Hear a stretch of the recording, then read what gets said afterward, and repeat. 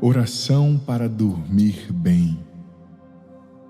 Amado filho, amada filha, seja muito bem-vindo, bem-vinda ao meu canal.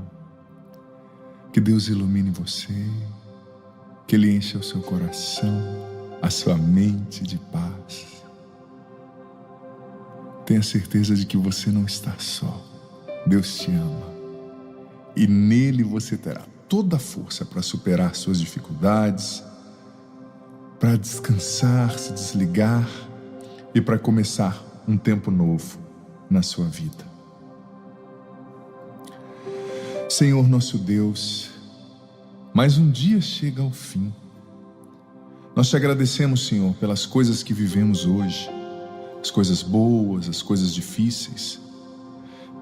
Te agradecemos porque as coisas difíceis nos ensinam a depender mais de Ti, Senhor.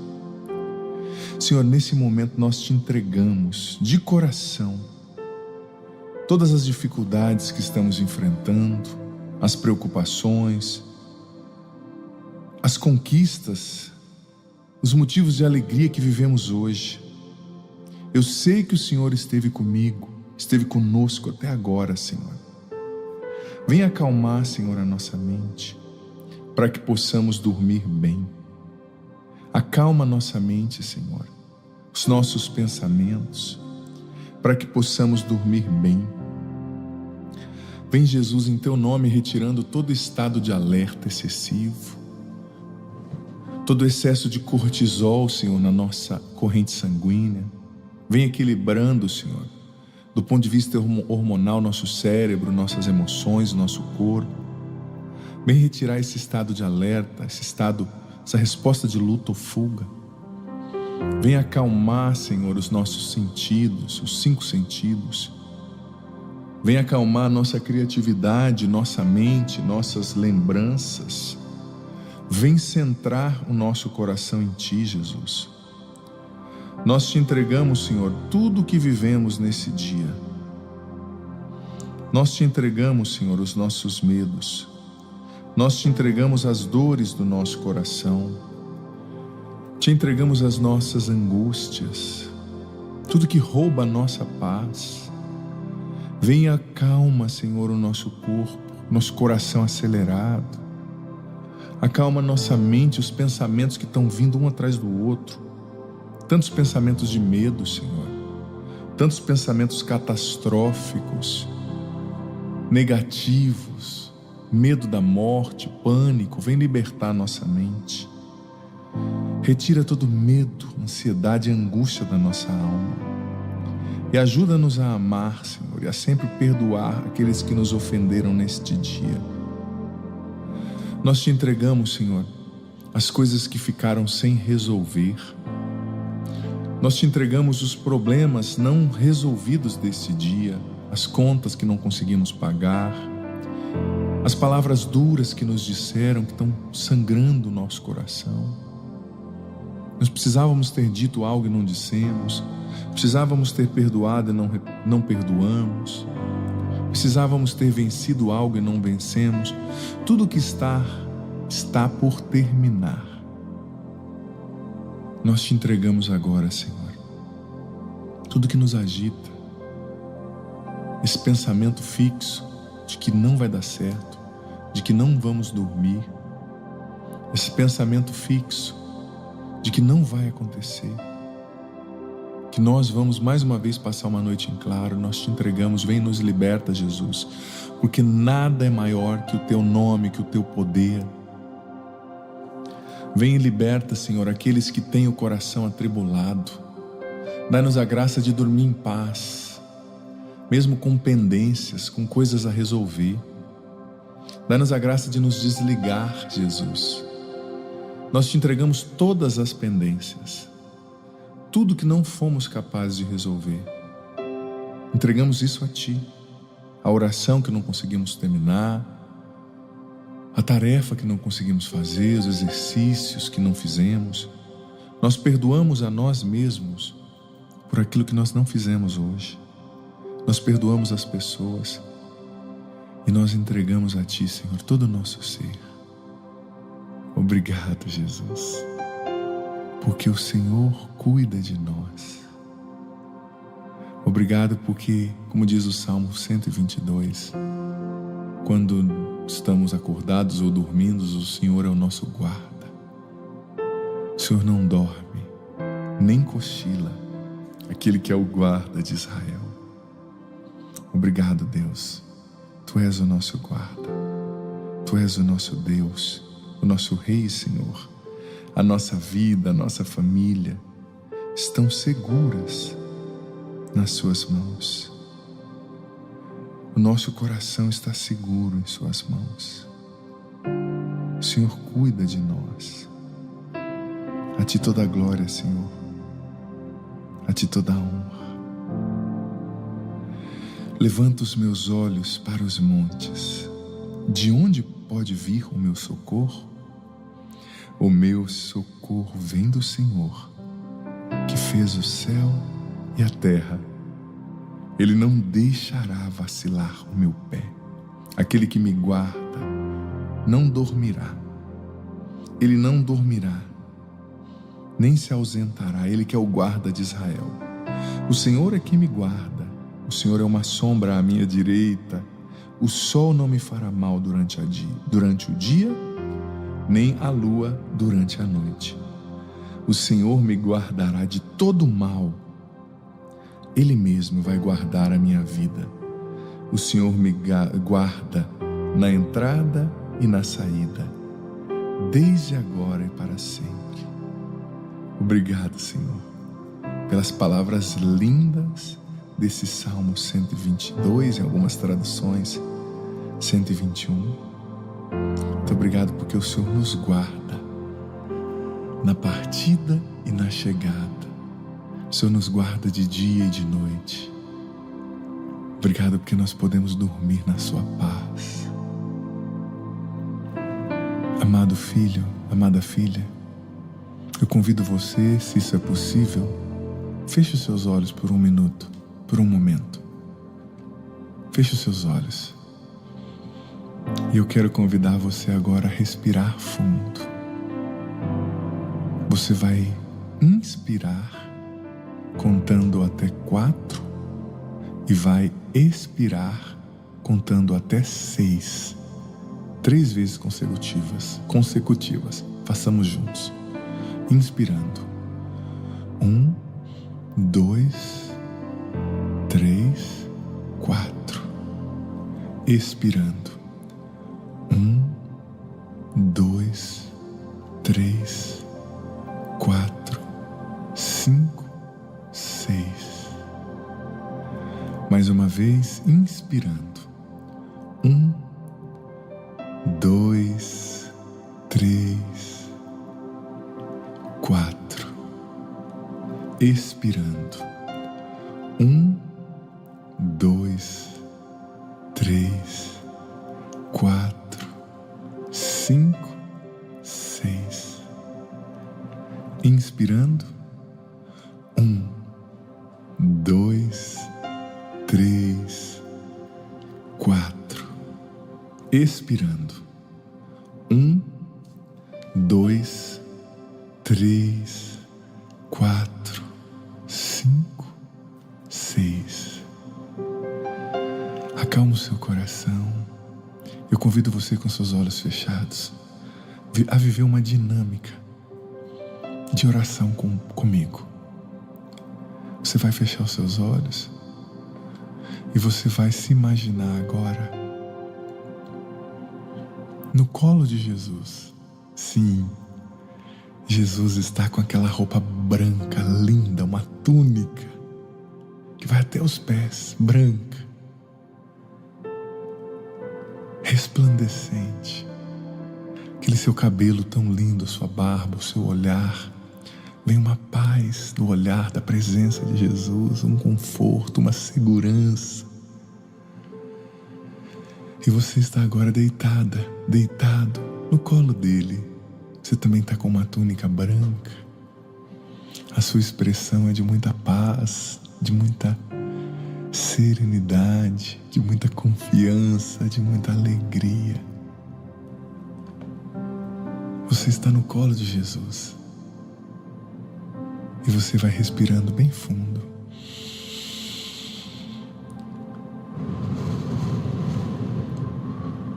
depois vai expirando. Você inspira bem fundo pelo nariz e solta pela boca.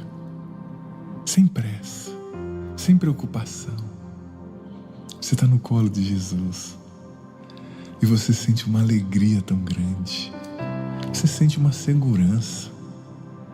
Nesse colo você não precisa ter medo. Nesse colo nenhum mal vai te atingir, nem o inimigo, nem as preocupações. E nesse colo você é aceito, é aceita como você é. Jesus te aceita como você está. Jesus te aceita como você é. Ele te abraça, Ele te acolhe com carinho. Talvez você não se sinta bom o bastante, boa o bastante. Talvez você não se sinta digno de ser amado, amada. Você se sinta uma pessoa não boa, não bonita, não especial, mas o Senhor está te dizendo: você é linda, lindo, você é meu filho. Eu amo você, eu aceito você do jeito que você é. Claro, quero te ajudar a melhorar, a crescer, a superar suas dificuldades, mas eu te amo. No ponto em que você está, eu te amo.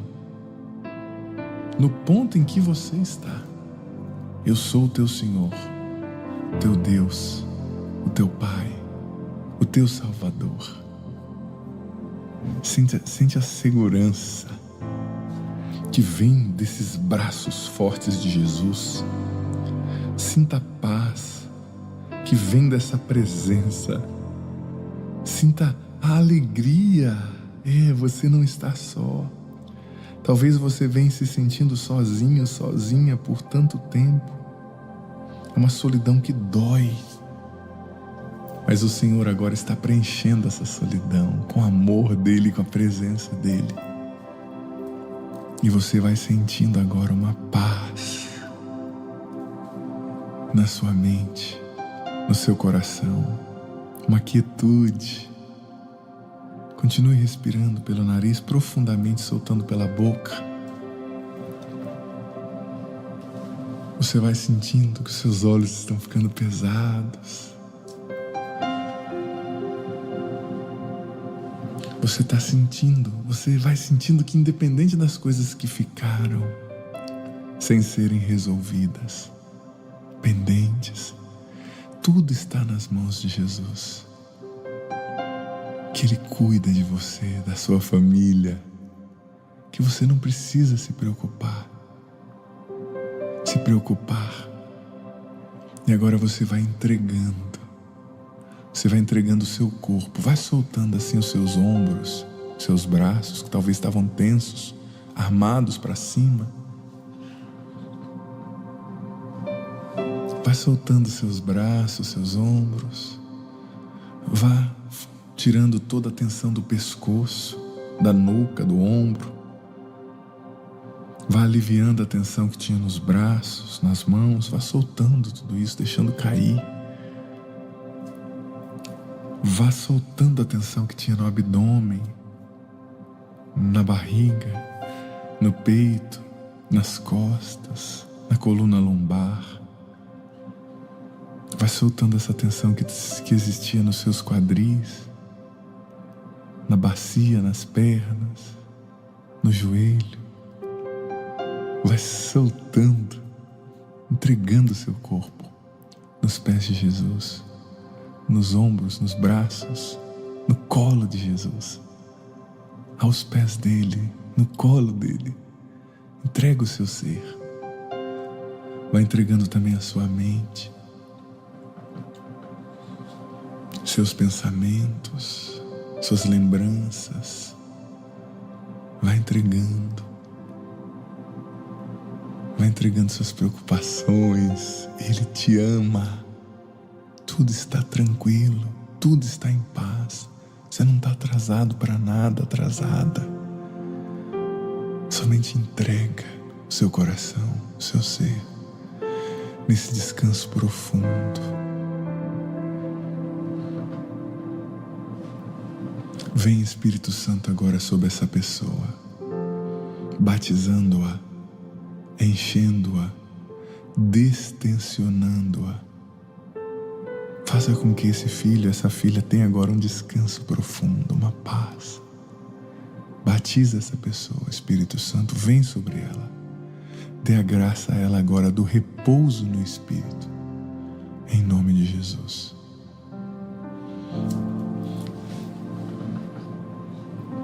O Senhor esteja convosco, Ele está no meio de nós. Que desça sobre vós, sobre a água que vós apresentais, a bênção do Deus Todo-Poderoso sobre o vosso sono, a vossa noite, vosso descanso, Ele que é Pai, Filho, Espírito Santo. Amém. Eu desejo a você uma noite cheia de paz, de alegria, da presença de Jesus. Não se esqueça de curtir esse vídeo, se inscrever no canal, também compartilhá-lo com quem precisa.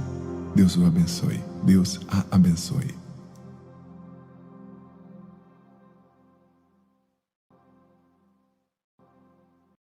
Aproveitando que hoje é sábado, dia consagrado à nossa Augustíssima, Santíssima Mãe, rezemos juntos.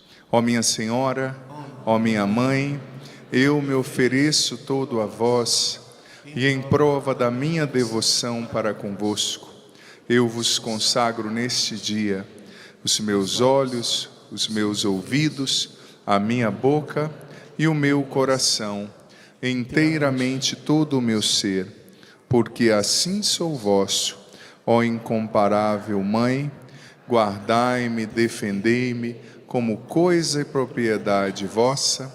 Amém. Ave Maria, cheia de graça, o Senhor é convosco, bendita sois vós entre as mulheres, e bendito é o fruto do vosso ventre, Jesus.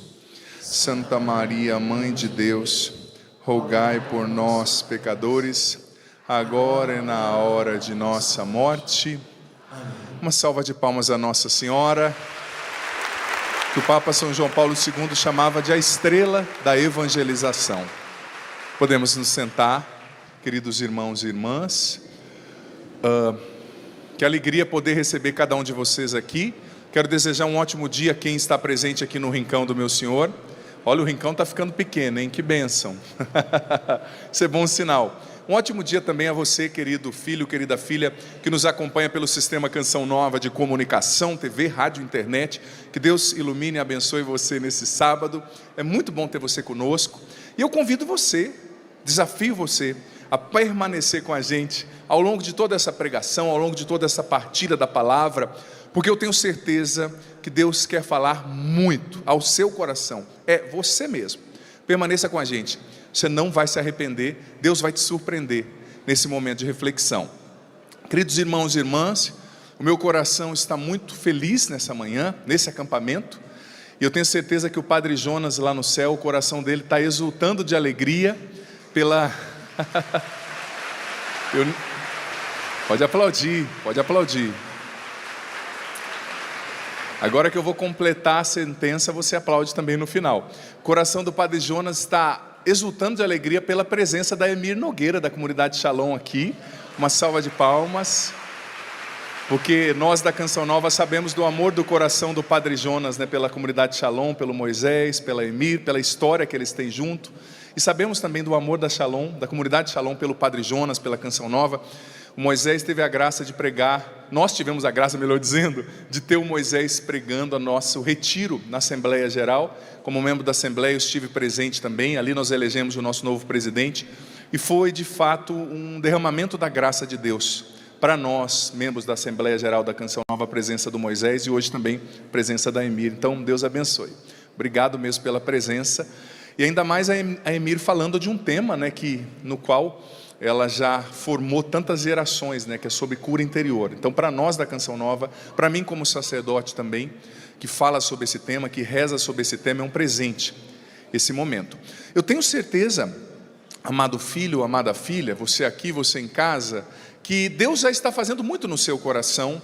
Fez ontem à noite na celebração da Santa Missa, com a qual nós abrimos esse retiro oficialmente, e também já hoje pela manhã ele já fez muito, e ele quer continuar fazendo. E se você prestar atenção, veja bem, quero pedir bastante a sua atenção, viu gente?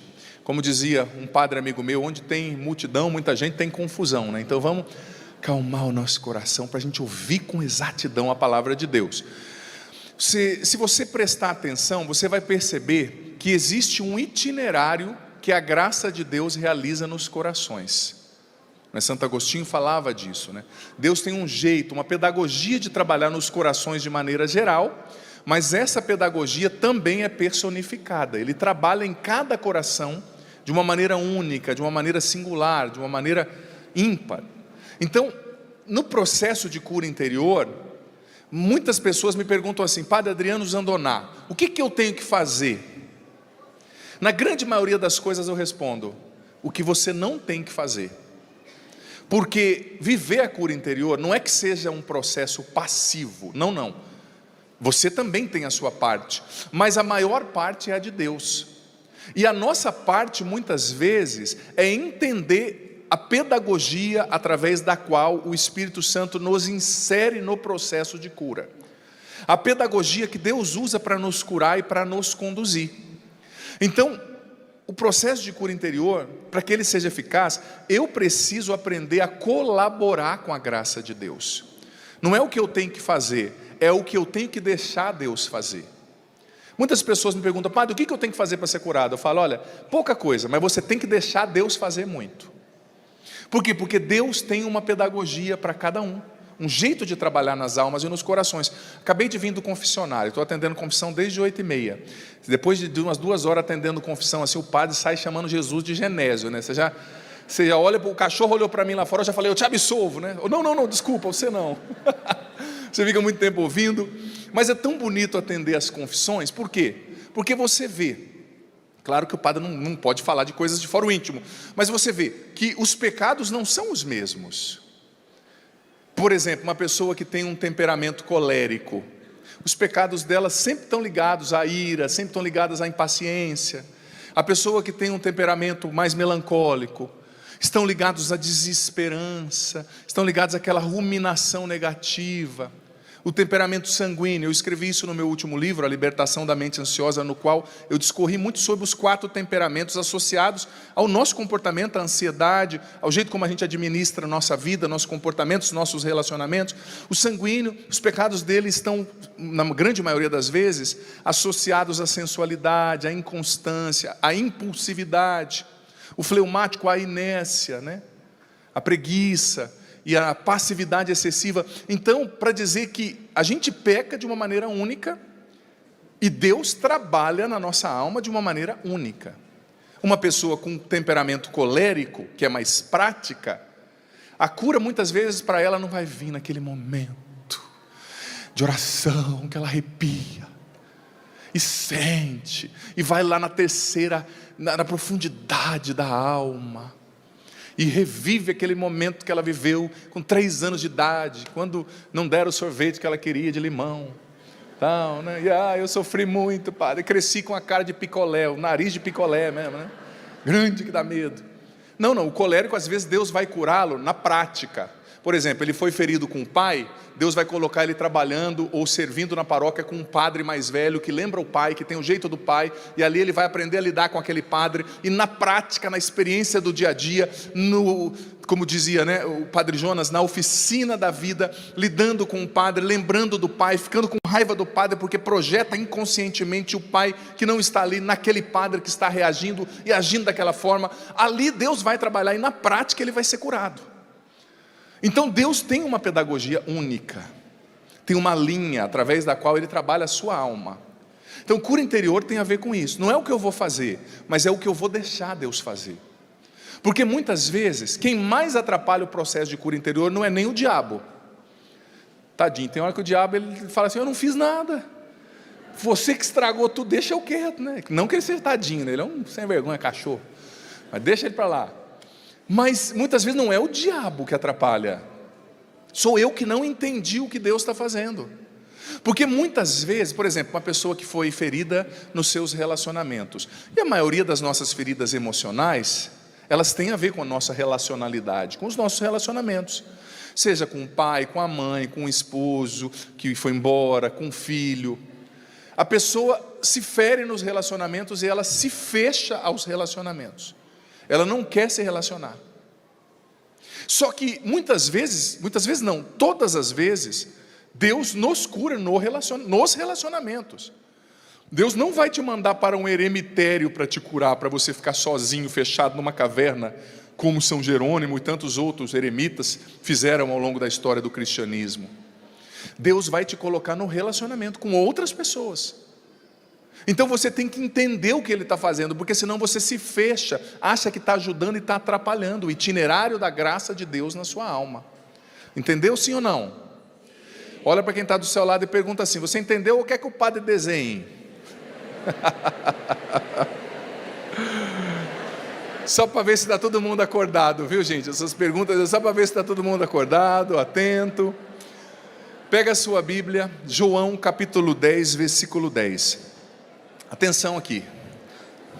A gurizada dispersa que é uma beleza, né? Então vamos lá. Hoje em dia a coisa mais concorrida que existe é a nossa atenção, né? Então eu quero a sua atenção e a palavra de Deus merece a nossa atenção. Filho, filha, é claro que toda a Bíblia é fantástica para falar de qualquer assunto, mas eu não posso negar, nem ser demagógico ao ponto de dizer que isso não é verdade, que existem palavras que elas calam, elas encaixam tão intensamente numa temática, que parece que elas são o alicerce, o fundamento de toda aquela temática. E no caso da cura interior, essa passagem que o padre vai ler, ela, no meu ponto de vista, é um dos principais fundamentos de todo o processo da cura interior. João, capítulo 10, versículo 10. É o discurso que Jesus fez sobre o bom pastor, né? O pastor, o rebanho. Esse discurso, dizia Santo Tomás de Aquino, numa parte da Suma Teológica, na segunda, e numa parte que ele vai dissecando a identidade de Jesus, né? Nessa passagem, Jesus foi dizendo o que ele é, definição, né? Essência, e o que o diabo é. Então, esse versículo, ele traz, a essência da identidade genuína de Jesus e da identidade genuína do diabo. O padre vai ler, eu estou com a tradução da CNBB, se você está com outra tradução, não tem problema, você acompanha. O ladrão vem para roubar, matar e destruir. O ladrão do qual Jesus está falando é o diabo. Mas eu vim para que as ovelhas, né, aqui no caso está omitindo as ovelhas, para que as ovelhas tenham vida e a tenham em abundância. Então Jesus foi dizendo nos versículos precedentes: eu sou o bom pastor, eu dou a vida pelas minhas ovelhas, definindo a identidade dele, a essência. E nesse versículo 10 culmina o ladrão, que é o diabo, o salteador em outras traduções. Ele não é o bom pastor, ele vem para roubar, matar e destruir. Eu sou o bom pastor, eu vim para que as ovelhas tenham vida e a tenham em abundância. Eu tenho certeza, amado filho, amada filha, que você já ouviu esse versículo outras vezes, mas isso fundamenta a cura interior. Por quê? Porque Jesus está dizendo o que o inimigo veio fazer: roubar, matar e destruir. E para isso ele usa muito as feridas emocionais que a gente tem no coração. Aquelas 4 feridas emocionais que eu escrevi no livro Curar-se para Ser Feliz, que são as principais que o padre Rufus falava, através das quais o demônio nos amarra: inferioridade, culpa, medo e rejeição. São as 4 principais. E outras, porque essas são feridas cardiais, né? Como a virtude cardial, ela abre porta, cardo do latim, cardes quer dizer dobradiça, né? Abre portas para outras virtudes, e as feridas cardiais abrem portas para as outras feridas, outros pecados. Mas essas 4 feridas são instrumentos através dos quais o demônio nos amarra e nos faz não progredir, porque ele veio para matar, roubar e destruir.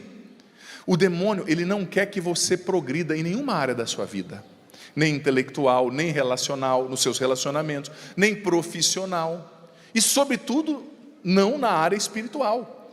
Ele é o antiprogresso, ele é o pai do medo e da estagnação. Eu vou falar isso hoje à tarde na missa.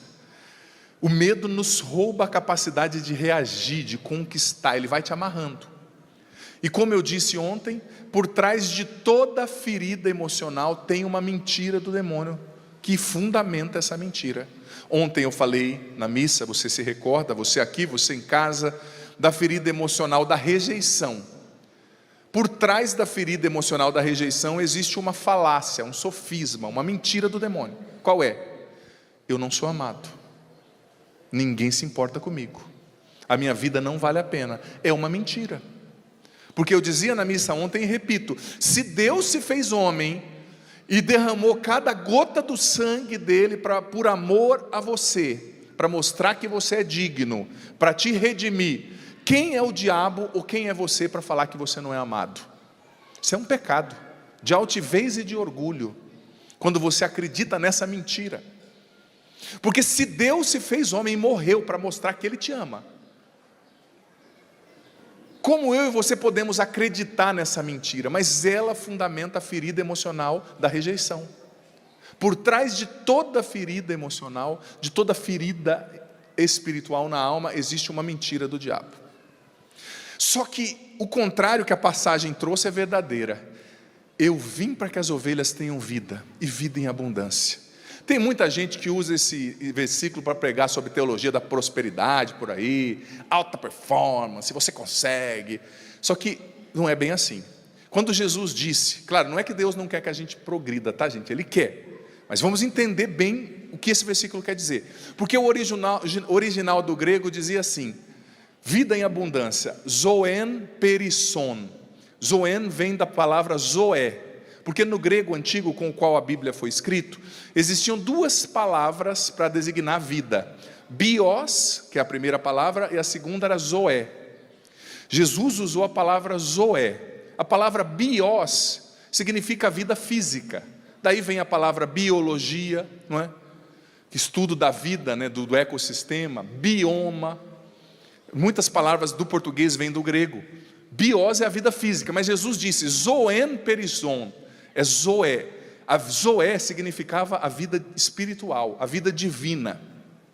Então Jesus está dizendo, olha, eu venho para que vocês tenham a minha vida fluindo em vocês.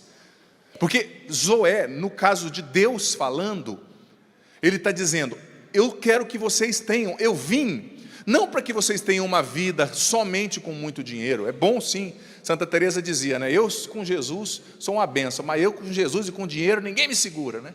Ela saia construindo mosteiro para todo lado e tal. Claro, se a pessoa tem uma cabeça boa, né, e vai usar bem o dinheiro, é uma benção. O problema não é o dinheiro, o problema é a falta de conversão às vezes, né? Mas veja bem, Jesus não está falando, olha, eu vim para que você tenha muito dinheiro, progresso e cheio de músculo, né?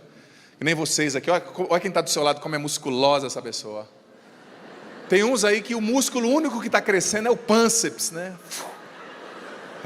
Sei não, hein? Mas não é só dessa vida musculosa, física que Jesus está falando. Zoen, perisson, quer dizer, a vida divina em abundância. Santo Tomás também dizia que o prêmio que Deus dá a quem o busca não são bens, mas é Ele mesmo. Quando você se entrega a Deus, Ele não vai te dar coisas, Ele se dá a você. Ele dá a si mesmo como presente, como recompensa àqueles que o buscam.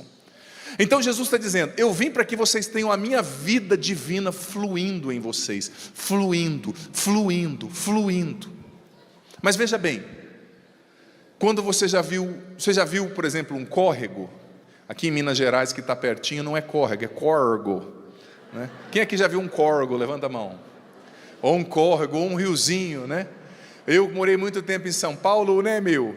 Tô vendo os paulistanos aqui, né? Bom dia aí, viu, mano? Eu morei lá em São Paulo muito tempo, aprendi a falar a língua de lá, viu, gente? Cadê o pessoal de São Paulo? Levanta a mão. Coisa boa, Deus abençoe, Deus abençoe. A gente vê o Tietê lá, né? Que visão, né? Jesus. Mas o que acontece com o Tietê?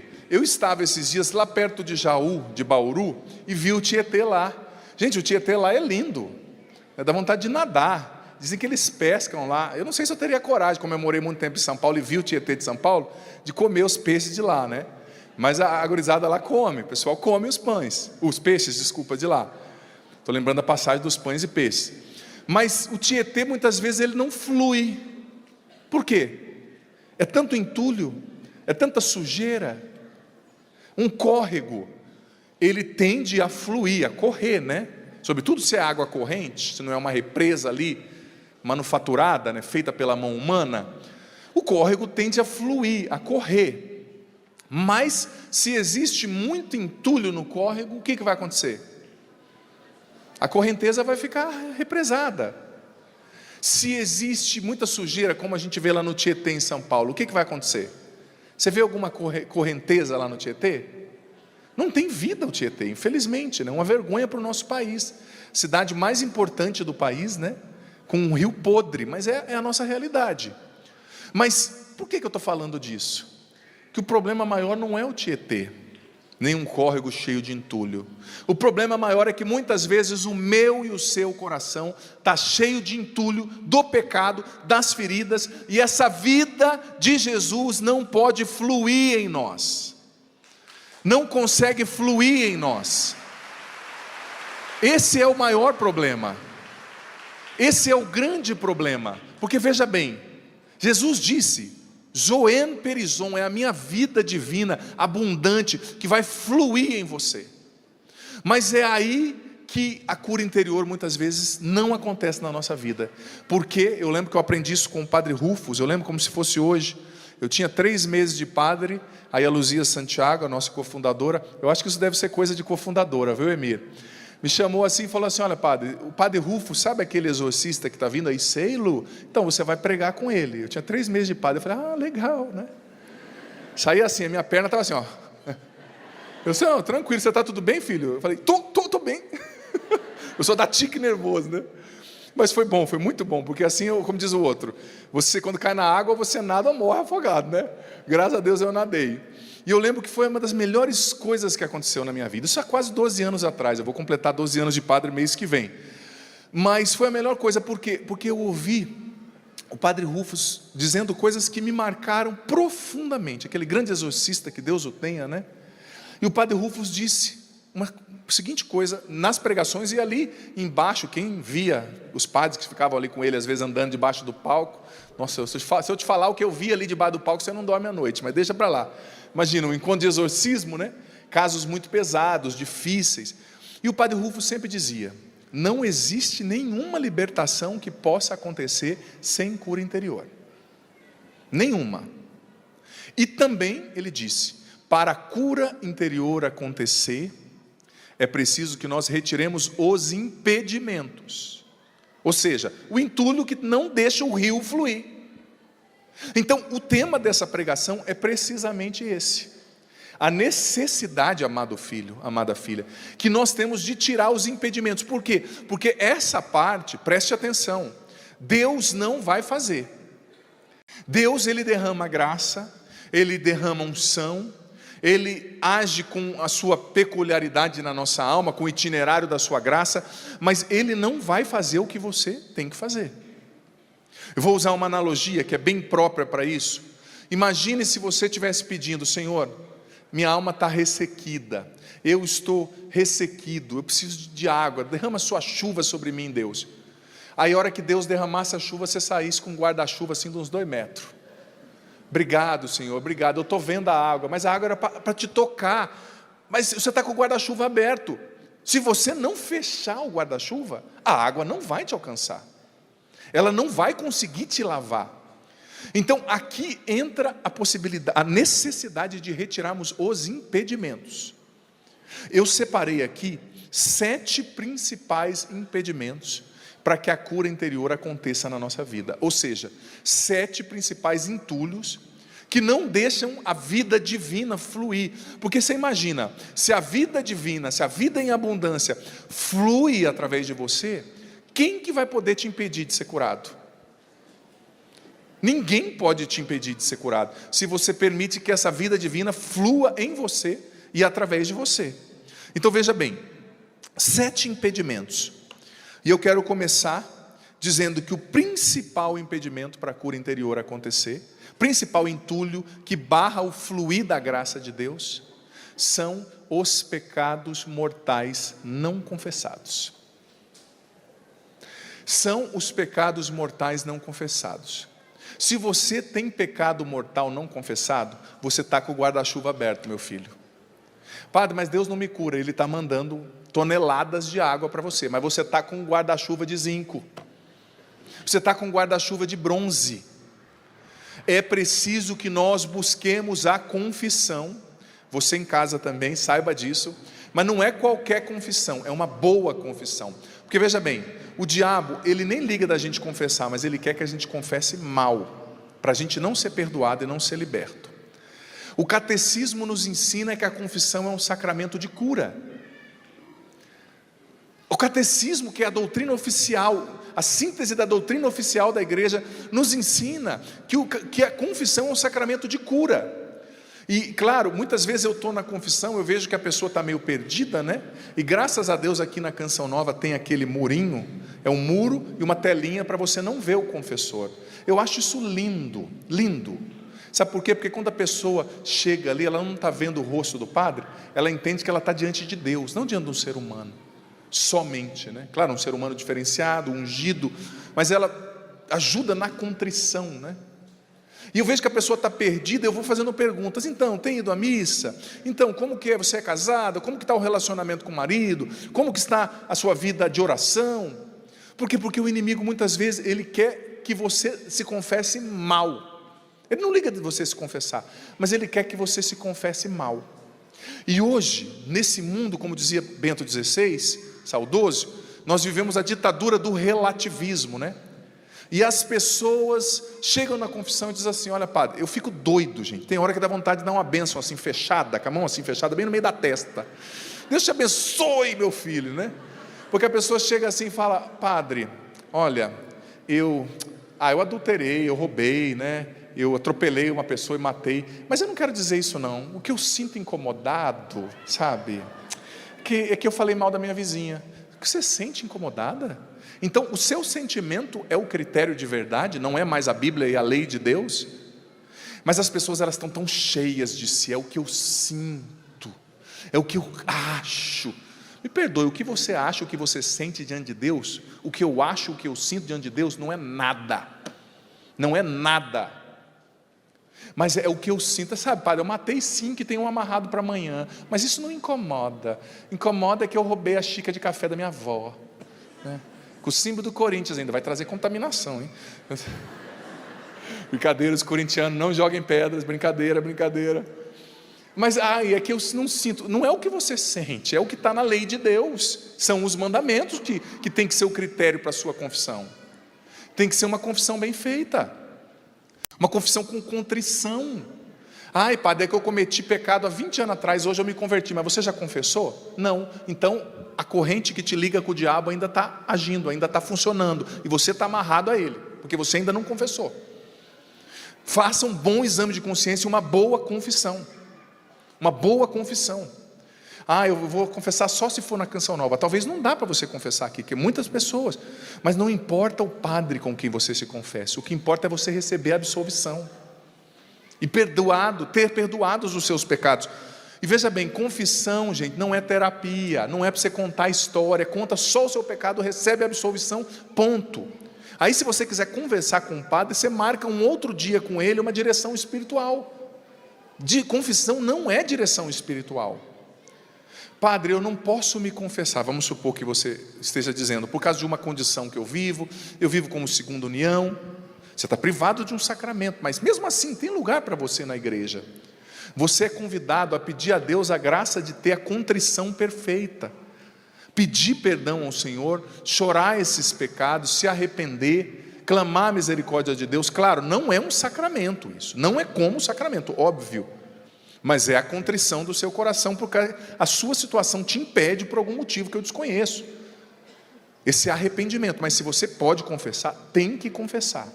Gente, o padre Rufus me contou naquele retiro, e hoje com quase 12 anos de padre, eu também pude ter a minha própria experiência, né? Como que eu vejo Deus libertando pessoas através da confissão? É libertador.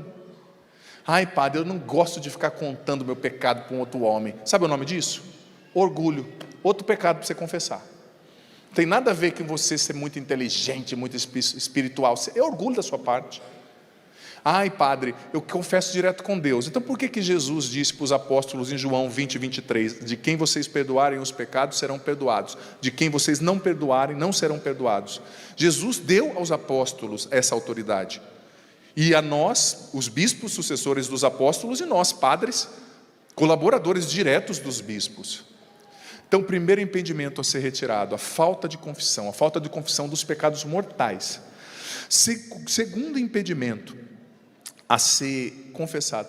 Mas o povo estava tão animado, tão alegre, você está vendo gente encolhendo agora assim. À medida que os 7 forem acontecendo, vai ter gente que no final vai estar assim, ó, tudo torto. Segunda impedimento para que a falta de perdão aconteça, a cura interior aconteça. Estou trocando a ordem. Falta de perdão, mágoas. Ai, padre, é que você não sabe o que aconteceu. Eu sei, filho, eu respeito o seu sofrimento, tá? Não acha que a gente que está pregando é um cubo de gelo dizendo você tem que perdoar, a pessoa matou seu filho, te estuprou, desculpa o termo, prejudicou a sua família e simplesmente você tem que perdoar porque a pessoa está certa. Não, eu entendo o seu sofrimento, eu respeito a sua dor, você que tem uma mágoa muito grande. E como eu costumo sempre dizer, eu escrevi isso no livro Conquistando a Liberdade Interior também, que quando você perdoa alguém, você não está dizendo para a pessoa que o que ela fez de errado está certo. Não, você não perdoa o que a pessoa fez, você perdoa a pessoa. Em primeiro lugar, você perdoa por amor a Deus, porque na cruz, cadê o crucifixo daqui? Não está aqui hoje. Eu ia falar para você olhar para a cruz, mas todo mundo já viu uma cruz, né? Tem não, né? Do lado, mas tá bom, tá fora do meu campo de ação. Segura essa cruz aí, filma para mim ali, querido, por gentileza, esse crucifixo bonito. Por que eu perdoo? Porque na cruz, alguém que sofreu, foi cuspido, humilhado, disse: Pai, perdoa-lhes, eles não sabem o que fazem. Jesus perdoou, e morrendo na cruz, Ele nos perdoou, porque a gente muitas vezes é hipócrita o bastante para dizer, aqueles judeus malvados que mataram Jesus, aqueles romanos cruéis, mas o que matou Jesus foi o meu e o seu pecado. Eu e você também matamos Jesus, e Ele não nos perdoou, e não nos perdoa a cada dia. Então a gente perdoa, a gente luta para perdoar, porque é um processo também o perdão. Eu sei que não é fácil, mas porque Jesus nos perdoou, porque nós queremos dar a Ele essa resposta de amor, porque o perdão que a gente dá é uma resposta de amor a Jesus, e também porque nós queremos ser salvos e curados. Sem perdoar, ninguém vai receber cura interior. Sem perdoar, ninguém vai entrar no céu, gente. É uma premissa do Pai Nosso: perdoai os nossos pecados, assim como nós perdoamos a quem nos tem ofendido. Perdoai-nos os nossos pecados, assim como nós perdoamos. Se você não perdoa, você não vai ser curado, me perdoe. Mais uma vez eu digo, com todo respeito à sua dor, eu entendo que aquele salafrário do seu marido foi embora com uma menina 25 anos mais nova, né? Saiu falando mal de você, te traiu 14 vezes, né? Aquele seu chefe mala, aquela sua sogra difícil, seu cunhado mala que chega na sua casa na hora do almoço do domingo sem ser convidado, ainda leva a tapué com a comida e não devolve a tapué. Eu sei, essas coisas acontecem em toda a família, né? Mas filho, se você quer ser curado, não tem negócio, não tem outro caminho. Você tem que trabalhar o perdão. Por mais que hoje aqui e hoje em casa, com seu coração sangrando, você diga: Senhor, o Senhor sabe que eu não gostaria de perdoar, porque ainda dói muito, mas eu quero, e eu disponho o meu coração para o Senhor, me ajuda a perdoar. Se você faz isso, sabe, a graça de Deus começa a operar em você. Então, sem tirar as mágoas, a cura interior não nos alcança. É um obstáculo que não deixa a vida divina fluir, gente, a vida em abundância. Terceiro obstáculo, só vai apertando mais o funil, hein? Segura aí. Falta de oração e de vida sacramental.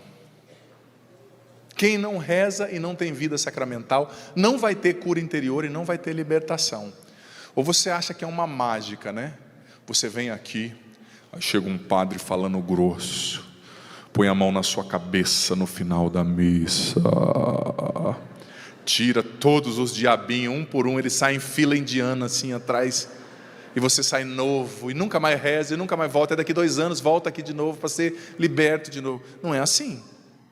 A cura interior, nós que pregamos, eu, a Emira, a Djanira, a Salete que pregamos, que rezamos, os músicos, a nossa parte para te ajudar, ela é mínima. Nós somos os facilitadores. É você quem vai dar os passos maiores. A cura interior é um processo. Você tem que ter vida sacramental, comunhão no mínimo dominical, mas se possível mais vezes na semana, se possível comunhão diária. É uma bênção, gente, a comunhão diária. Nada é melhor para a nossa vida espiritual nessa terra do que a comunhão diária.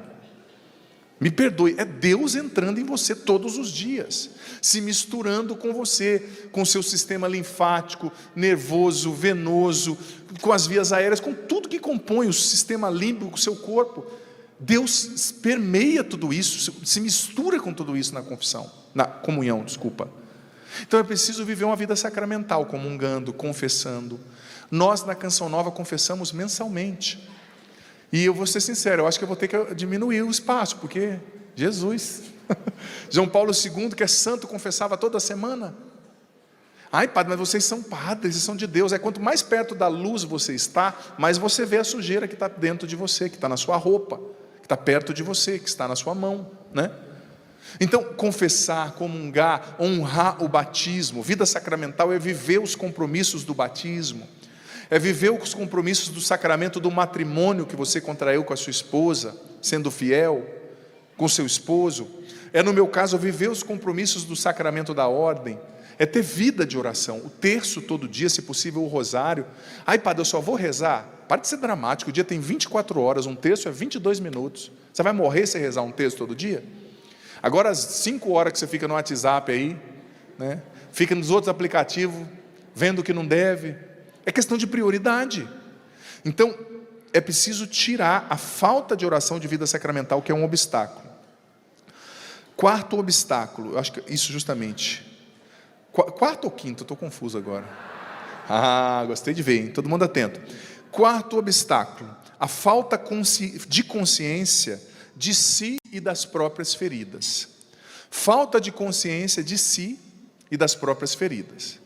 Veja bem, se você desconhece que você tem uma determinada enfermidade, vamos supor que você tenha uma determinada enfermidade associada à degeneração dos glóbulos brancos ou à degeneração do seu cérebro. Você tem uma doença degenerativa que você poderia tratar e ter uma sobrevida muito boa tomando aquela determinada medicação. Mas você encana que você está com hérnia de disco. Mas o problema é no cérebro, degenerativo. E você começa a tomar medicação para hérnia de disco. O que vai acontecer com você? Nada. Ou pior, você pode ferir o seu fígado, o seu estômago, por essa medicação excessiva, que não vai ter efeito nenhum, porque o seu problema não é na coluna, é na cabeça. Então, se você não sabe qual é a sua ferida, quais são os seus verdadeiros problemas, você não vai conseguir encontrar a medicação certa para tratá-los. Então, aqui eu tenho uma palestra que eu faço chamada autodiagnóstico, não vai caber nesse acampamento por causa do tempo, mas ela é bem interessante. Esse autodiagnóstico é bem interessante, autodiagnóstico emocional e espiritual, eu digo, né? Para você perceber quais são as suas feridas, quais são as suas principais feridas. Padre, é a rejeição porque eu fui um filho que não fui amado, minha mãe não me aceitou. Ou padre, é o sentimento de culpa que eu trago, o demônio me amarra com a culpa. Padre, é um medo que eu sinto de tudo, que gera pânico, que gera ansiedade. Padre, é a inferioridade, que eu me sinto profundamente inferior, eu sempre vejo as pessoas como maiores do que eu não consigo caminhar. Você precisa, essa falta de consciência de si e das próprias feridas é um impedimento para a cura interior. Porque às vezes Deus está vindo até você, amado filho, amada filha, com a medicação para que você trate o problema que você tem. Voltando de novo à analogia, o problema degenerativo no cérebro, na cabeça. Mas você insiste em tomar remédio para hérnia de disco. Então essa autoconsciência, você ajuda Deus a te ajudar. Quinto obstáculo, quinto entulho que não deixa a vida de Deus fluir em nós. Isso aqui é muito importante.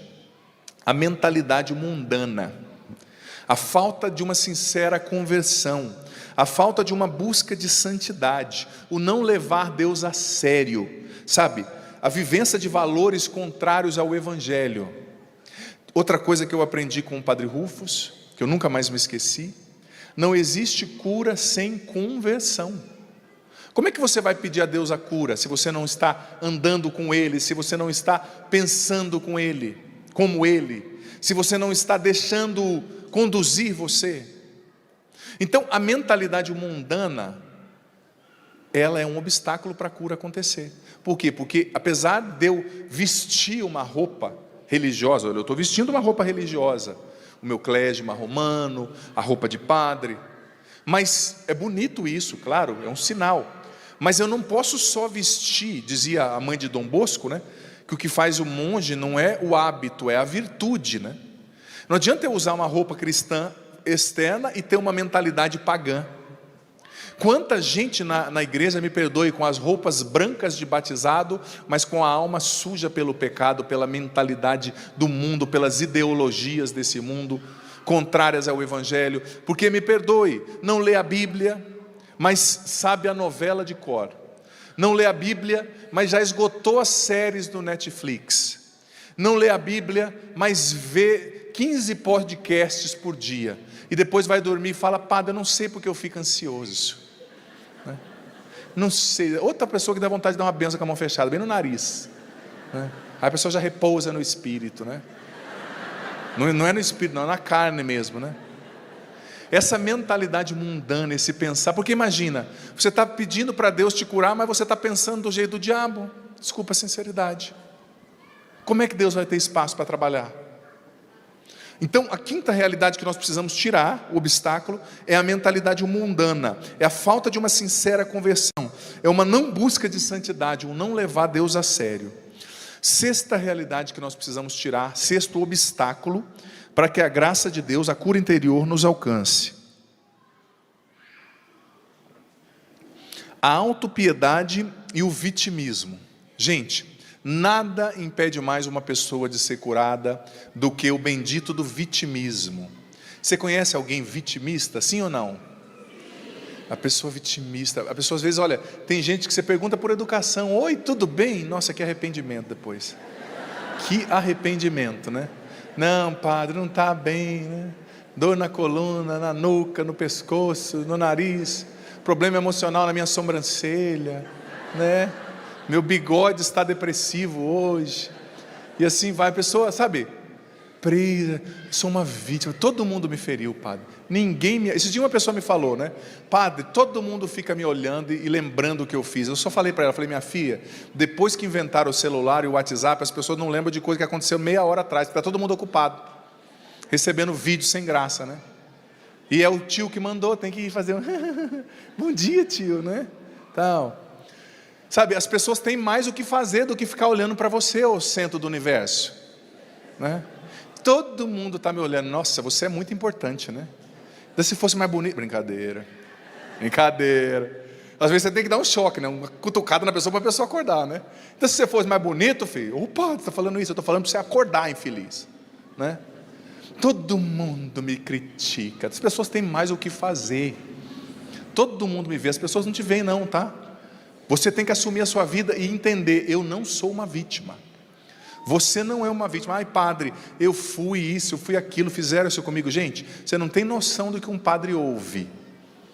Eu tenho certeza que, com todo respeito aos seus sofrimentos, tem gente que sofreu muito mais que você.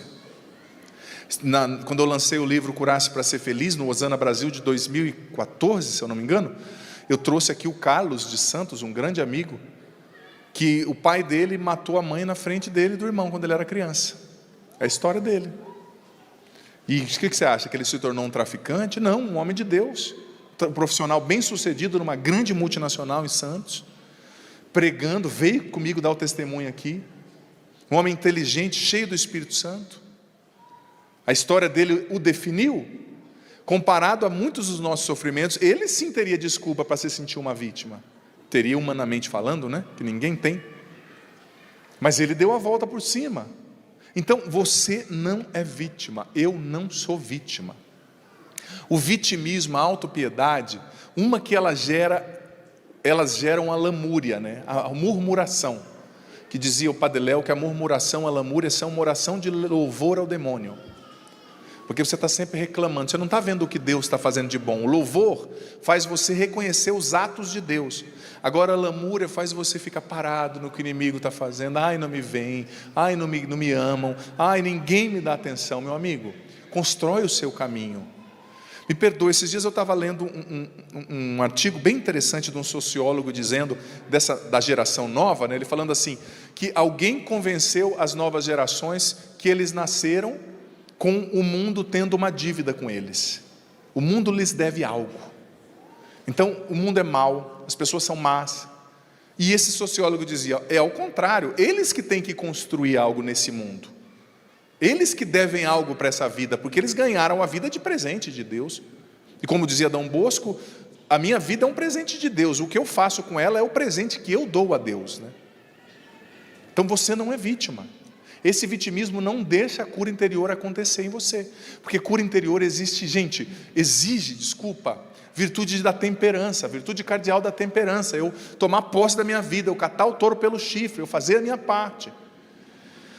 E o sétimo e último obstáculo pode parecer até engraçado, paradoxal, mas é o orgulho e o apego às feridas abertas. Infelizmente, tem muita gente que se apegou às feridas. É o jeito dela viver, é a maneira das pessoas lhe darem atenção. O rejeitado. Aquele lá foi o que foi abusado, vamos cuidar dele. Não, aquela lá é aquela que não tem pai. Sabe, às vezes a gente se apega às feridas abertas por um orgulho a gente se apega àquela condição. E como eu dizia ontem na missa, repito, o diabo sabe o seu nome e te chama pelo seu pecado. Deus sabe o seu pecado e te chama pelo seu nome. Sabe, o inimigo quer que você seja chamado de o rejeitado, o drogado, a prostituída, o abandonado. Deus quer que você seja chamado pelo seu nome, nome que Ele te deu, que em primeiro lugar é filho, filha, e depois o seu nome de batismo. Então, a gente às vezes se apega às feridas. Por quê? Porque a gente foi criado de um jeito ferido, e a ferida é o único jeito através do qual a gente se relaciona com a realidade e com as pessoas. A gente só sabe se relacionar desse jeito. Você cresceu sendo o feridão, a feridona, mas é hora de se libertar disso. E dói, cura interior dói fisicamente, sabe? Mas é um processo que a gente precisa enfrentar com Deus. E mais uma vez eu digo, coloca a gente numa zona de conforto, sabe? Quando as pessoas nos olham como incapazes. Mas você não é incapaz. Você é um vencedor em nome de Jesus Cristo. Eu estou olhando aqui para vencedores e vencedoras, e não para vítimas, não para covardados pela vida, não para pessoas que desistiram de lutar. Eu estou olhando para vencedor e vencedora. Como é que é o seu nome de batismo? Diga para o padre bem alto. Pode ser mais alto que eu não entendi. Esse nome aí, é o nome de um vencedor. É o nome de um filho amado de Deus, é o nome de uma filha amada. Olha, você não pode impedir as pessoas de fazerem coisas ruins com você, mas você pode escolher a maneira que você reage. E você vai reagir como um vencedor em nome de Jesus Cristo, porque é isso que você é. É isso que a cruz conquistou, a ressurreição, o mistério pascal conquistou para nós. Amém? Amém? Amém? Amém? Amém? Esteja convosco. Ele está no meio de nós. Proclamação do Evangelho de Jesus Cristo, segundo Mateus. Glória a vós, Senhor. Naquele tempo, disse Jesus aos seus discípulos: o discípulo não está acima do mestre, nem o servo acima do seu senhor. Para o seu discípulo, basta ser como o seu mestre, e para o servo, ser como o seu senhor. Se ao dono da casa eles chamarem de Beelzebu, quanto mais aos seus familiares.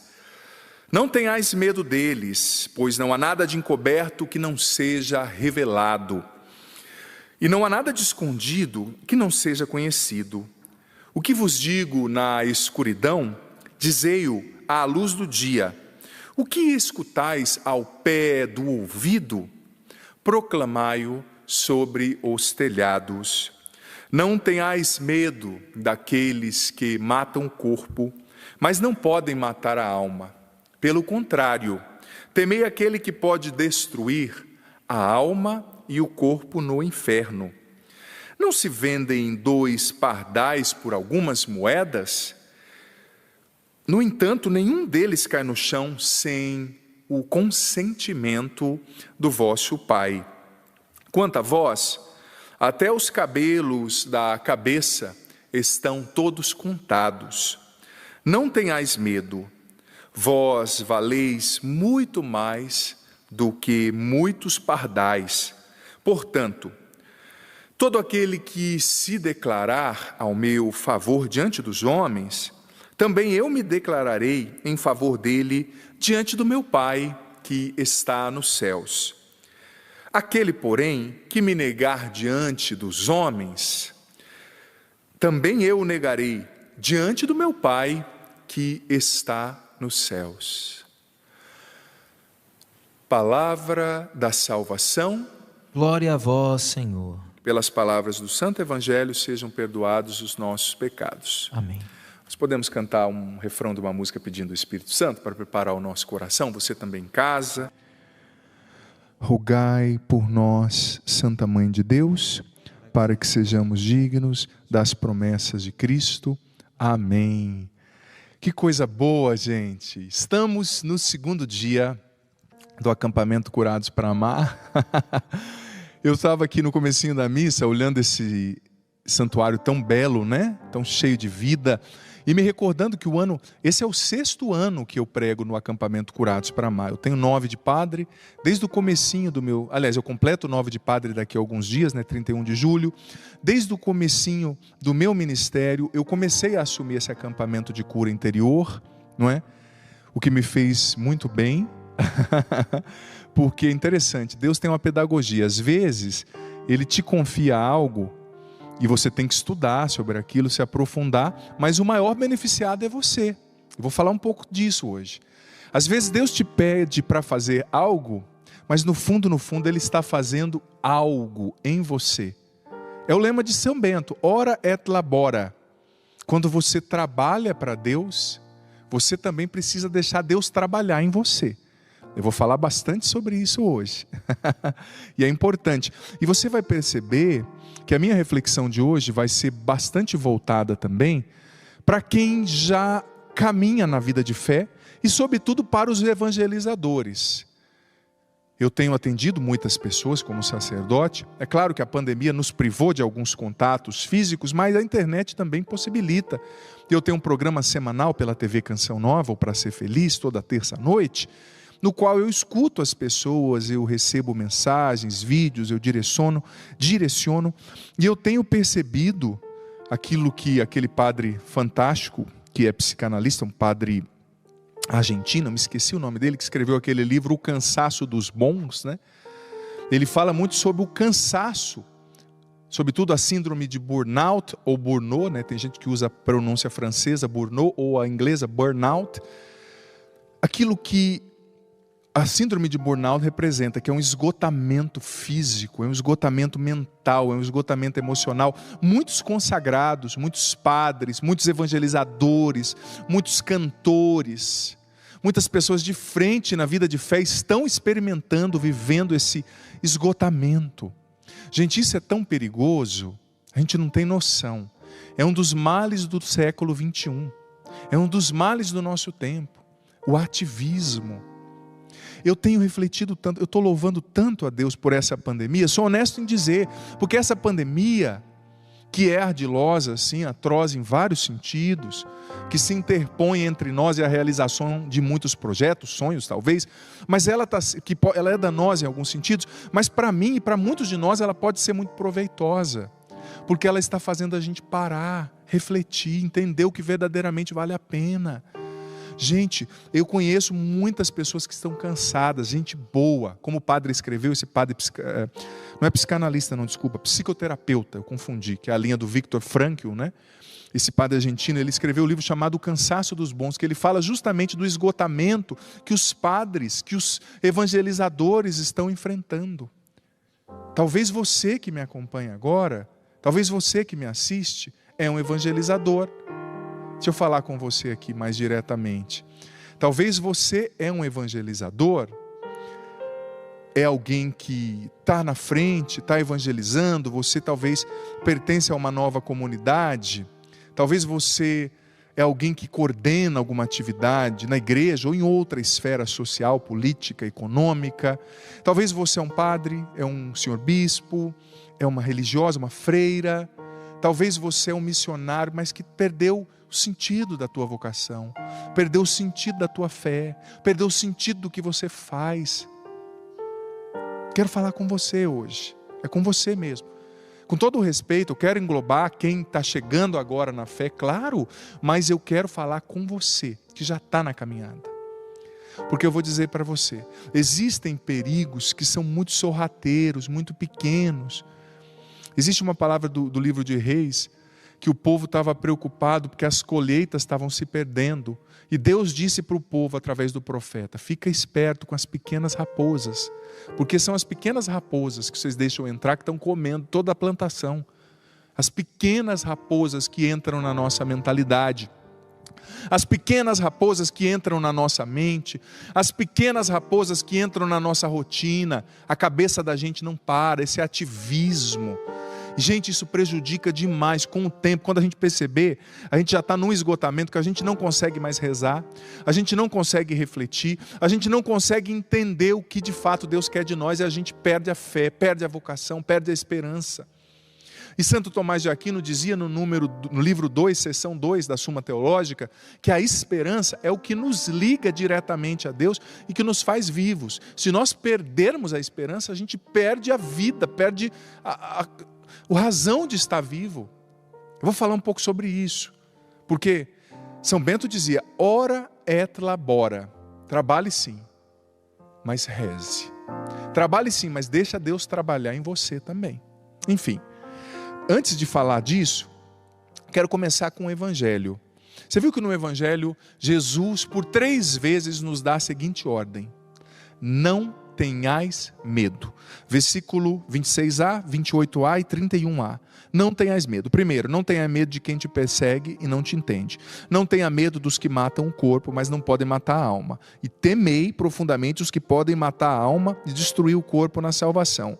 Não tenhais medo do futuro e de qualquer coisa que te falte, porque Deus cuida de você. Ele cuida dos passarinhos e muito mais de você. Não tenhais medo, até o cabelo da vossa cabeça estão todos contados. E você que é careca, tem fio aí por dentro. E Deus conta os fios que estão aí dentro escondidos. Ele conta cada pedacinho de você. Você é dele. Ele cuida de você. Jesus está nos dando ordens. E ordens são para ser seguidas. Não tenha medo, não tenha medo, não tenha medo. É engraçado que a Sagrada Escritura, sobretudo a literatura judaica, hebraica, o hebreu, na época sobretudo bíblica, ele usava um ritmo para escrever a sua literatura, que quando ele queria reafirmar uma coisa muito importante, ele dizia 3 vezes. Tanto que quando você vai ler a história de José, em poucos versículos você lê dizendo assim, e o Senhor estava com José. Passa 3 versículos e o Senhor estava com José. Passa 5 versículos e o Senhor estava com José. História de José do Egito, né? A gente já entendeu na primeira vez que o Senhor estava com José, mas a Bíblia está reforçando, isso é muito importante. E no Evangelho de hoje, Jesus está pedindo por 3 vezes, está ordenando 3 vezes, não tenha medo. E Ele está orientando o nosso medo. O medo é um sentimento humano, a amígdala, que é o nosso cérebro reptiliano, ela vai produzir esse instinto, né? Que é o medo, que é a alerta, que nos protege. Mas Jesus está orientando o medo, olha, Ele está dizendo, não tenha medo do futuro, eu cuido de vocês, eu sou o guarda da vida, da alma de vocês. E Ele está dizendo ao mesmo tempo, não tenha medo daqueles que não te entenderem, daqueles que te perseguirem, tenha medo de quem te roubar a salvação. Não tenha medo, gente, o medo rouba a nossa fé. O medo, na verdade, se opõe à nossa fé demais e dificulta a ação de Deus na nossa vida. Quando você se deixa conduzir pelo medo, você acaba abortando aquilo que Deus está fazendo na tua vida. Você acaba abortando. O medo rouba os nossos sonhos. Esse medo imaturo. O medo não nos deixa confiar em Deus. O medo nos faz enxergar só o negativo. O medo nos faz ver os nossos limites como se eles fossem invencíveis. O medo paralisa. O medo não nos deixa ouvir a voz de Deus, discernir as coisas com clareza. O medo nos confunde. O medo rouba os nossos sonhos, como eu disse, e faz a gente buscar segurança humana em tudo. E a fé não é um enxergar, a fé é um caminhar mesmo sem ver. Não é? Mesmo sem ver. Enfim, tendo feito essa introdução do Evangelho, eu quero falar hoje de dois chamados muito especiais. Dois chamados. O primeiro chamado é de São Bento, que nós celebramos hoje, pai da vida monástica no Ocidente, e o segundo chamado é o do profeta Isaías. Você viu a primeira leitura? Que é o chamado de Isaías. Isaías teve uma visão, ele viu Deus, e no Antigo Testamento se tinha essa compreensão, que se você visse a Deus, você morreria. Mas na visão, quando ele viu Deus, Deus perguntou: olha, eu tenho uma missão e eu preciso enviar alguém. Quem que eu envio? Só que antes de Isaías dizer, Senhor, me envia, um anjo foi até ele, o purificou, com aquela tenaz, aquela brasa, e ele de fato pôde dizer, Senhor, eis-me aqui. Só que o interessante, chamado como eu disse de Bento de Isaías, vou começar explicando de Isaías. O interessante que esse texto de Isaías da primeira leitura, ele narra uma teofania. O que é uma teofania? Theos, phanos do grego, é uma manifestação direta de Deus, da presença de Deus. Aquilo também que no hebraico é chamado de Shekinah. O que é a Shekinah? É quando Deus manifesta a glória dele. Vem aquela nuvem ou aquele trovão, a presença de Deus, Então aconteceu uma Shekinah. E nessa Shekinah, Isaías teve um encontro pessoal com Deus. Ele viveu o discipulado, ele ouviu da boca de Deus. Ele se sentou aos pés ali de Deus, o amado da sua alma.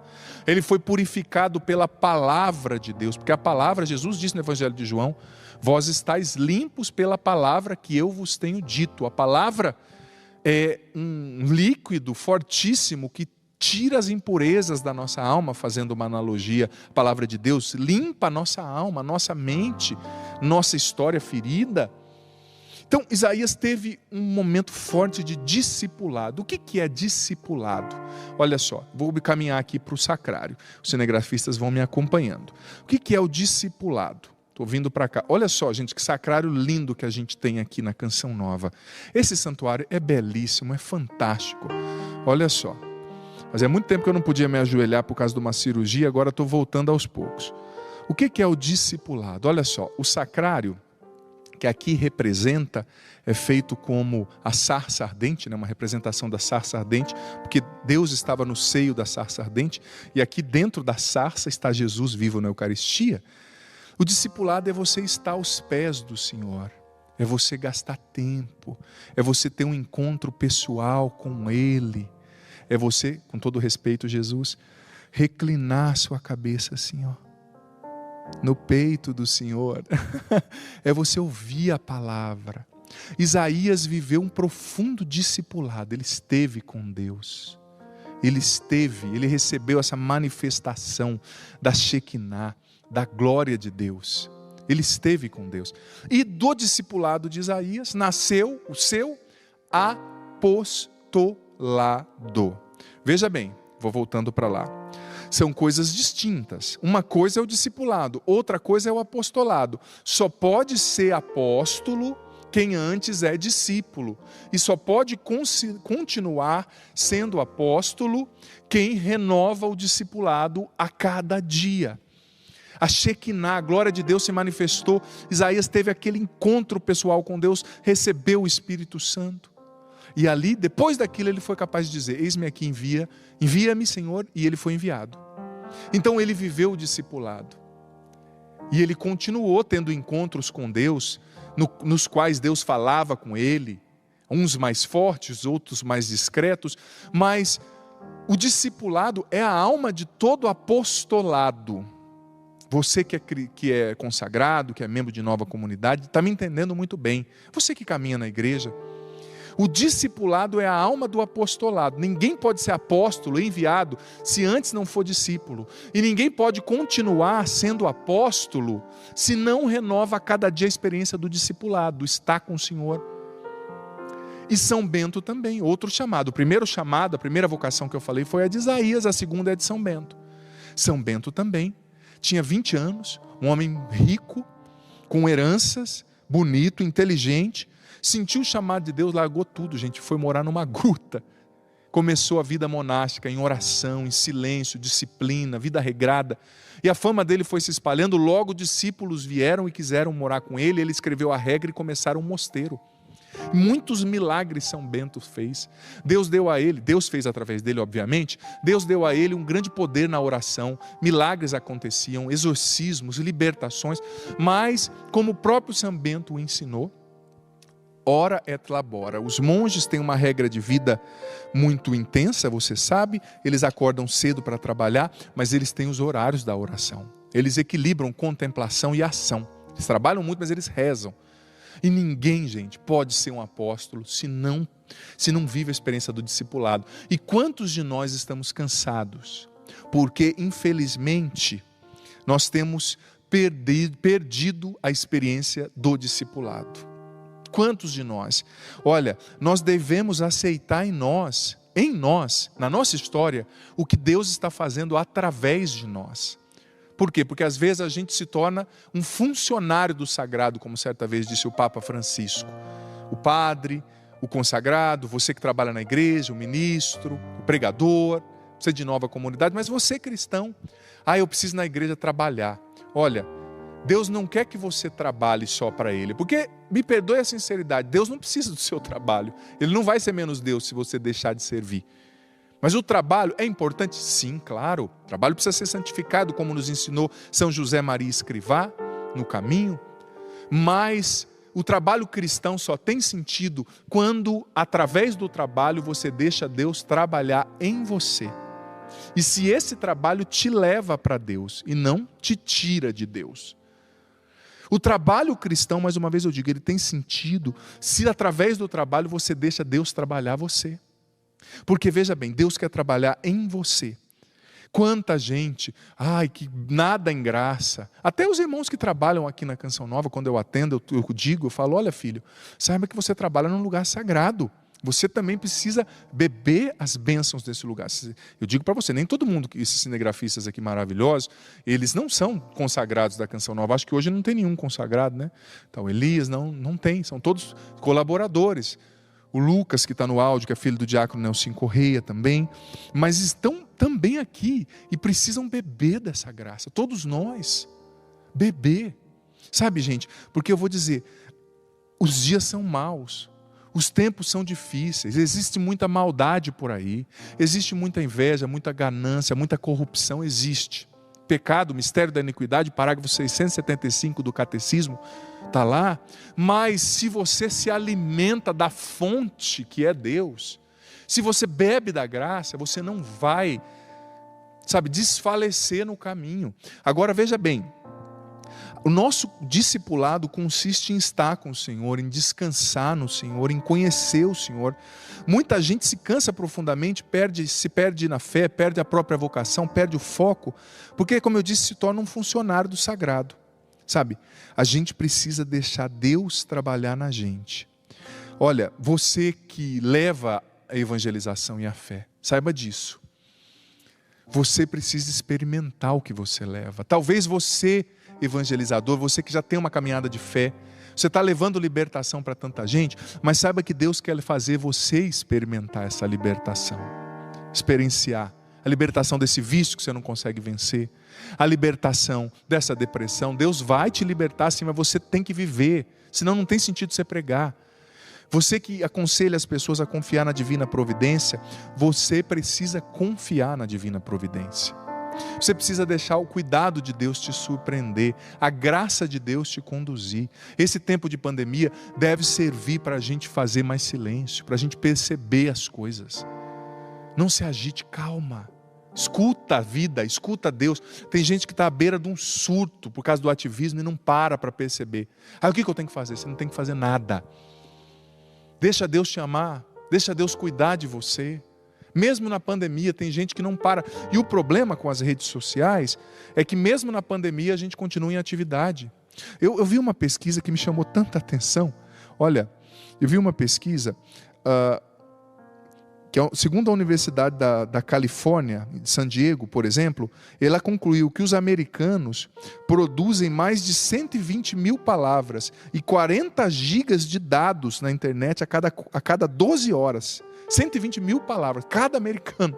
E agora para o Brasil, não ri não, falando, é só lá. Olha só, a consultoria Deloitte concluiu que no Brasil, os jovens entre 18 e 24 anos desbloqueiam o seu celular mais de 120 vezes por dia. Mais de 120 vezes. E os mais velhos, depois de 55 anos, fazem isso umas 60 vezes por dia. Sabe? E essa pesquisa dizia o seguinte, tem uma jornalista americana que eu gostei demais do livro dela, chamada Bridget Schultz. O livro chama, eu não vi aqui, é Overwhelmed, How to Work, Love and Play When No One Has the Time. Você está sobrecarregado e você tem que descobrir como viver, como amar, como se divertir nesse mundo. Ninguém tem mais tempo, né? A tradução literal, a tradução livre seria isso. E ela estava dizendo o seguinte, que o maior problema da nossa geração é que a gente está inflacionado de informação e está perdendo foco. Ela estava dizendo no livro, achei tão interessante, ela disse assim, ó, ela é estudiosa, acho que é psiquiatra também, ela disse que esse negócio de multitarefa não funciona na prática. O nosso cérebro não foi projetado pela evolução, por Deus, para fazer 15 coisas ao mesmo tempo. Não foi. E que, por exemplo, ela estava dizendo, quando você está fazendo um trabalho, digitando alguma coisa, e você para ver uma mensagem no Facebook e depois volta, ela disse o seguinte, que você gasta 5 vezes mais energia para reconectar no que você estava fazendo. Você para por 30 segundos, o seu cérebro precisa de 5 para voltar ao foco. E para quem para 112, 120 vezes por dia, o que fazer com essa molecada, hein? Oh, Jesus de Nazaré. Mas não é só a molecada, não. Esse tempo de pandemia, muita gente também em casa, tem gente que está acessando, desbloqueando o celular 300 vezes por dia. E ela estava dizendo que os estudos mostram que esse negócio de ser muito multitarefa não funciona. Vai pifar, vai dar ruim. Porque o cérebro da gente não aguenta. E tem tanta gente que é hiperantenado, sabe a série, acompanha todas as séries, abre 300 vezes o celular, mas não tira o tempo do discipulado para ouvir Deus e vai se perdendo. Se você não ouve Deus, você vai se perdendo. Deus está falando todo dia, mas você não está silenciando para ouvir. Deus fala no silêncio. Nós estamos na sociedade do barulho, impera o barulho, é a ditadura do ruído. Quantos consagrados, padres, religiosos, nós não conseguimos parar a cabeça um minuto. Deus não quer o que você faz, Ele quer você. E se você ficar só no fazer, você vai se perder. Você vai se perder. E olha, eu estava estudando sobre isso, é tão complexo, gente, essa questão do burnout, ou burnout, que, olha, o burnout, que é o burnout, né? Ele é definido como... aquele burnout do inglês quer dizer totalmente desgastado, né? É a pessoa que vai se desgastando, fica que nem um palito de fósforo todo queimado. Chega uma hora que a pessoa surta, ela perde tantas energias, ela entra numa estafa que as consequências primeiras são desânimo e desesperança.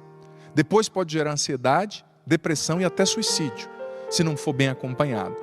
E você sabia que o burnout, essa síndrome do fazer, do se achar insubstituível, do achar que se eu não estiver lá, a reunião não vai acontecer, se eu não estiver lá, não vai dar certo. Isso tudo tem uma raiz muito forte ligada ao orgulho. Santo Tomás de Aquino, também na Suma Teológica, ensina que o orgulho é a fonte, o gerador, o vício capital gerador de todos os outros vícios e pecados. E por que está ligado ao orgulho esse ativismo? Porque o Papa Bento XVI certa vez comentou, num discurso, que acabou ficando em nós essa consequência do pecado original, né, que nos faz querer ser como Deus, ou seja, eu desprezo os meus limites, Eu acho que eu tenho que fazer tudo que eu posso, tudo que eu tenho que estar sempre fazendo, dando. Então, esse querer ser como Deus, achar que eu sou o ilimitado, que eu posso tudo, é um pecado de orgulho, de soberba, que dá espaço para o inimigo na nossa vida, porque o orgulho é a brecha através da qual o inimigo mais age. Todos os grandes pecadores da Bíblia tiveram a raiz do seu pecado no orgulho. E o Papa diz que ficou isso em nós, sabe? Essa consequência do pecado original, do querer ser como Deus, essa independência de Deus, eu faço tudo. Olha, não é o que você faz. Talvez se você fizesse menos e rezasse mais e parasse mais, Deus te daria muito mais eficácia no que você faz. Há uma diferença entre eficiência e eficácia. Eficiência diz do processo, diz do saber fazer. Eficácia diz do resultado. Talvez você tenha sido eficiente, tenha feito no seu trabalho, na igreja e fora, mas você não tem tido eficácia. Você faz o processo bem, mas você não tem resultado. Porque você está ativista, você não está deixando Deus fazer a parte que é dele. Eu desafio você, Jesus está falando hoje no Evangelho da confiança na providência. Eu desafio você.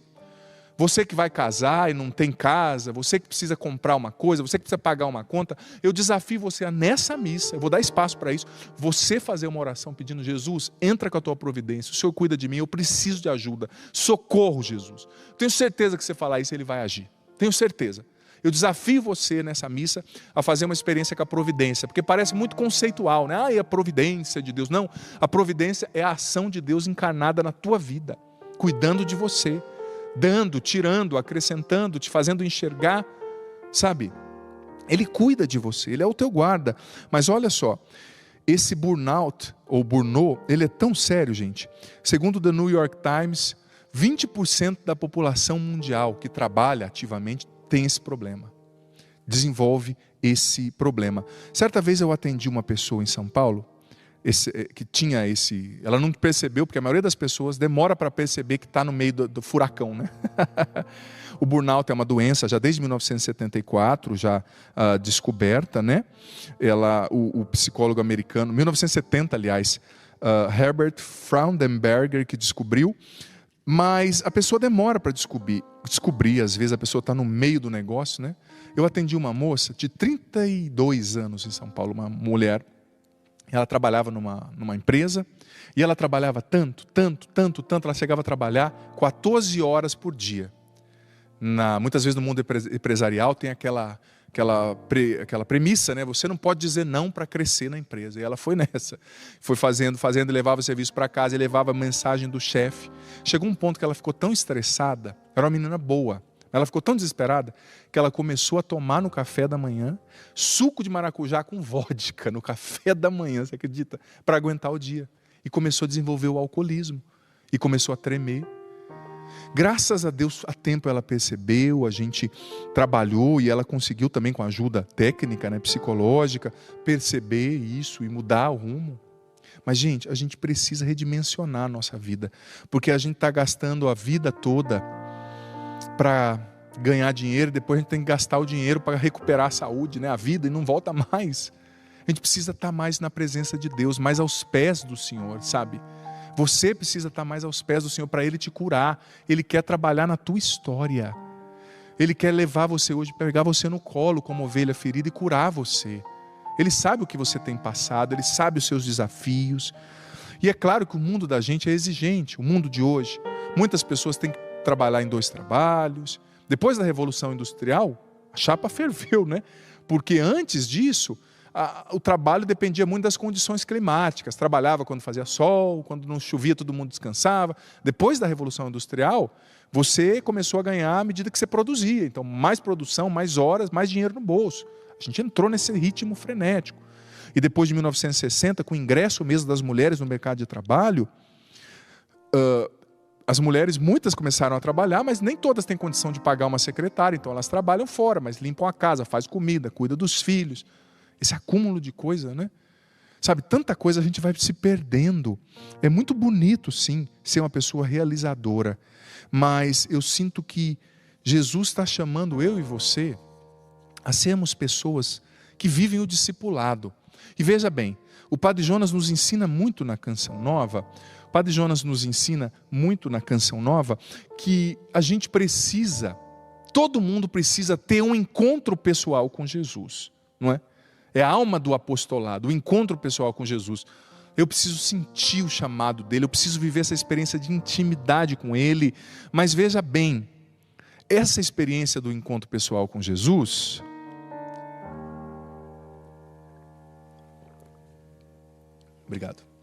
é uma experiência que precisa ser renovada a cada dia. Às vezes Deus não nos cura mais porque a gente não dá tempo para Ele, né? Ele quer tocar mais nas feridas da nossa história, nas feridas que geram medo, né? O Evangelho falava do medo. Ele quer tocar mais nas feridas abertas, sangrando dentro de você. Talvez você, eu dizia ontem na missa, né? Você que experienciou uma traição, a perda de alguém, o sofrimento psíquico, a depressão, a ansiedade. Ele quer trabalhar mais curando você. Você não tem que carregar essa mochila pesada pelo resto da vida. Você não tem que carregar essa mágoa, essa amargura, essa dor que está te consumindo, essa solidão, essa angústia para o resto da vida. Não. Deus pode curar você, mas para Ele curar, você precisa dar tempo para Ele. Você precisa estar na presença dEle. Você precisa estar aos pés dEle. Padre, mas a igreja está fechada. Filho, claro que a igreja é insubstituível, o sacrário, Jesus está vivo na Eucaristia, mas se a igreja está fechada, a igreja pode ser a sua casa, seu quarto. O que Jesus disse no Evangelho? Entra no teu quarto em silêncio e ora ao Pai em segredo. Ora ao Pai, que vai atender você, que vai falar ao teu coração. Gente, você não tem noção, você que não viveu essa experiência, eu desafio você. Como é gostoso, como é bom, quando você no momento de oração escuta a voz de Deus. Como é bom quando uma Shekinah, como aconteceu com o profeta Isaías, vem sobre você. Ah, como é bom, como é maravilhoso sentir a presença de Deus. Mas veja bem, a cura interior, a que nós estamos buscando nesse acampamento, ela é um processo, ela não é mágica. E é um processo que só pode acontecer na vida de quem se torna discípulo. Não é fazer um encontro para ser curado, não. É tornar a sua vida um encontro, para que Deus vá te curando, te redimindo no hoje, no cotidiano, gradativamente. É ter um encontro com Jesus a cada dia. Como eu disse, o Evangelho falava de medo. Quantas pessoas paralisadas pelo medo. Padre, eu estou com medo de morrer. Padre, eu estou com medo de perder tudo. Padre, eu estou com medo do futuro. Esse medo que gera ansiedade. Veja bem, você vai vencer esse medo através da oração, através do discipulado. Porque quando a gente ouve a voz de Deus como Isaías, o medo se vai, sabe? A gente centra o nosso coração no que Deus está falando. E o Evangelho é muito forte nesse sentido. Jesus está falando, olha, vem para mim. Eu não sei o que você está vivendo, talvez lutas, dores, derrotas, contas para pagar, vontade de morrer, problema, não sei. Ou talvez você esteja bem também, vivendo bem, mas Jesus está dizendo, vem para mim, eu quero cuidar de vocês, eu quero guardar vocês, eu quero curar, eu quero pegar você no colo, vem ser discípulo. Para de tanta preocupação, para de ficar dizendo tanta coisa, não diga, deixa eu te amar. Você já viveu a experiência de você chegar perto de uma pessoa que você gosta muito, querendo falar tanta coisa e você não tem explicação, você somente abraça a pessoa e o abraço fala? Deus quer te abraçar hoje, quer abraçar você. Você que está cansado, você que perdeu o porquê da sua vocação, você que perdeu a esperança na vida, você que perdeu a razão da sua fé, questiona tudo. Você que não está acreditando mais na presença de Deus, Deus quer falar com você hoje, quer pegar você no colo. Ele está dizendo, eu sou teu guarda, eu cuido de você, os seus cabelos estão todos contados, não tenha medo do futuro, não tenha medo, viva um dia de cada vez confiando em mim, eu vou te sustentar, eu sou teu Deus, eu te amo, diz o Senhor.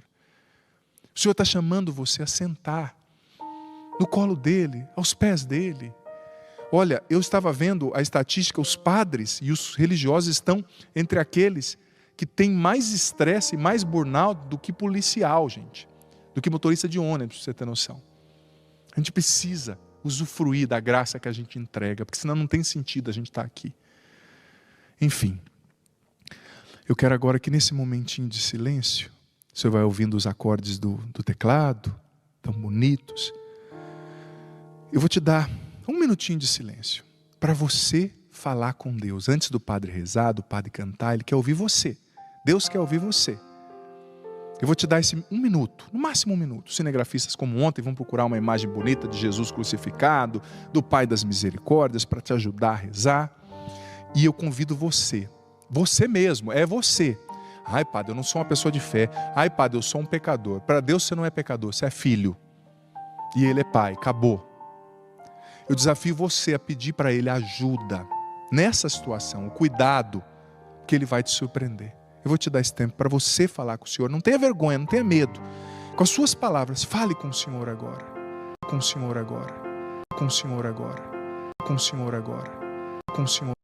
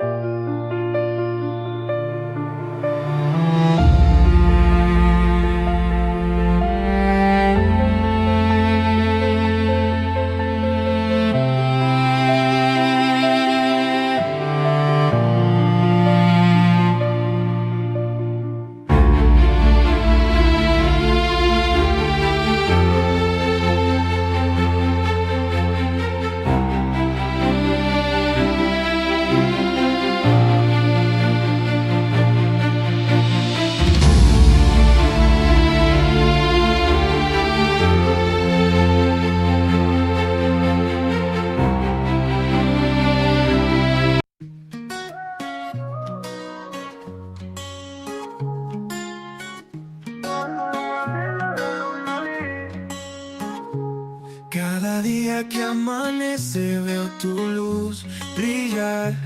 En mi corazón florece un deseo de paz sin cesar. Tu sonrisa es mi guía en la tormenta y la calma. Quiero verte siempre feliz, es un anhelo que nace del alma. Que la vida te regale mil razones para reír, que encuentres en cada detalle un motivo para vivir.